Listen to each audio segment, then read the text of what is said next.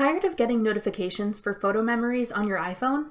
In this video, I'll show you how to disable photo memories notifications on iPhone. Now let's get started. To begin, open your settings. Select Notifications. Scroll down and tap Photos. Then select Customize Notifications.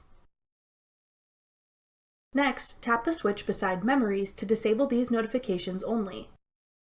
You can also turn off notifications for shared albums and sharing suggestions here if you like. Your memories will still appear under the For You tab in the Photos app on your iPhone, but you will no longer receive alerts about them once Memories notifications are switched off. That's all it takes to turn off iPhone photo memories notifications.